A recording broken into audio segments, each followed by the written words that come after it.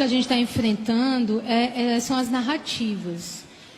Sinceramente, Zélia, eu não acredito, assim, eu acredito que você acredita no que você está falando. Eu não acredito que de fato exista aquilo que você está pintando, entende? Sim. Porque vocês se referem a esse governo como se fosse uma ditadura, vocês falam em censura, e precisa tomar cuidado com isso, porque isso não está existindo. A gente precisa falar as coisas assim de uma maneira honesta. Não há censura no Brasil. Não há censura no Brasil.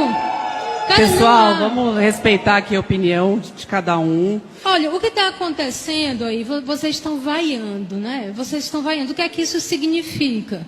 Isso significa que vocês têm uma paciência mínima em relação ao pensamento oposto.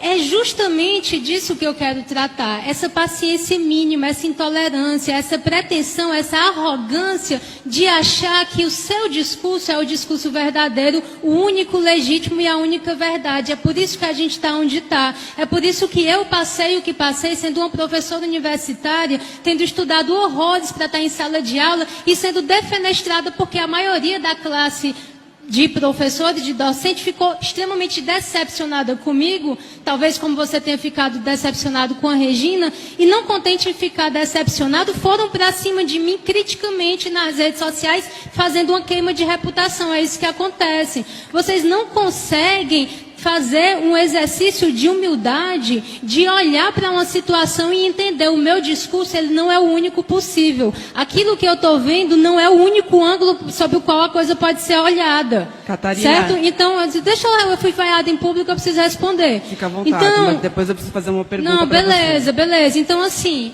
por que eu digo que não há censura? O que há é que está havendo uma mudança de administração. É óbvio que se você tem um governo como o de Bolsonaro, por que vocês acham, meu Deus do céu, que é obrigação do Estado fomentar com dinheiro público algo que vá frontalmente agredir o senso moral de quem paga os impostos? Por que o governo tem essa obrigação? Quando você faz um enxugamento da máquina pública nesse sentido, isso não é censura. Então a gente precisa primeiro definir o que é censura, porque censura é o Estado. Cara, se a gente tivesse sob censura, isso aqui não estava acontecendo. Sim. Se a gente tivesse censura, a Zélia não estava falando. Se a gente tivesse sob censura, tinha um monte. Isso, mas é um fato, é um fato. Mas... Então, peraí, olha, eu queria agradecer a Folha de São Paulo, porque aqui existe um debate de fato, porque eu e o Josias, nós estamos para um lado, vendo por uma janela, o Ale e a Zélia estão do outro lado, vendo por outra janela, e se vocês continuarem com essa coisa de vaiar, com essa coisa de achar que a gente não tem o direito, que o que a gente está falando é um absurdo, a gente não vai sair do canto. Eu preciso olhar para a Zélia e tentar entender, poxa, mas o que é que ela está vendo, o que é que ela está sentindo, o que é que está decepcionando tanto que eu não estou conseguindo enxergar, porque eu não enxergo que a gente esteja sob uma ditadura. Vou só concluir meu raciocínio, eu vou usar, não com o sentido de ofender o indivíduo, mas para significar de um modo concreto o que eu estou querendo dizer, que é o Alvin. Eu ouvi uma entrevista do Alvin, quando ele não era ainda o secretário, num podcast lá, podcast de direita chamado Senso em Comum. O que é que eu ouvi ali? Eu ouvi um cara que era do meio artístico, um meio hegemonicamente de esquerda, que de repente ele deu a virada no din-din, como muita gente deu, e acordou bolsonarista e descobriu que era de direita, sei lá o quê.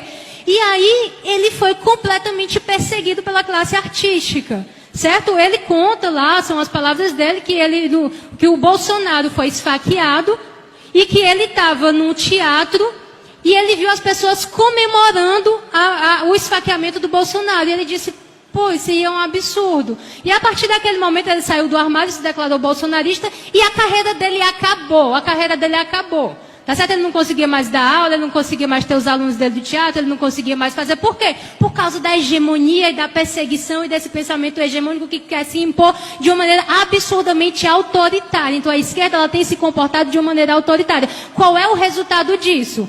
É que liga o Bolsonaro pro Alvin, dizendo, se eu quero, tá, você vai vir para cá, aí bota o cara lá, por que que aquele cara ocupou o lugar que ele ocupou? Porque ele foi perseguido pela esquerda. O mérito dele maior, assim, ele tem um mérito lá na arte dele, mas ele estava lá porque ele foi perseguido pela esquerda. Ele acaba a entrevista significativamente dizendo uma coisa assim, aí o Bolsonaro me ligou e eu disse a ele que agora nós vamos fazer uma coisa grandiosa, bela, gigante, moral. Cara, isso aí é loucura, isso é patético, mas por que que a gente está nesse nível de absurdo? Porque efetivamente a esquerda perseguiu, efetivamente a esquerda cuspiu, efetivamente a esquerda defenestrou, a gente viveu isso. Então, se a esquerda não se reinventar, se a esquerda não fizer uma meia-culpa, se a esquerda não assumir isso, se vocês continuarem vaiando quem estiver simplesmente oferecendo um pensamento mais nuançado, a gente não vai sair do canto. A gente está aqui no espaço de diálogo, a gente está aqui no espaço democrático, e a democracia precisa avançar assim, na conversa, no respeito. Uai, seu app de vídeos curtos.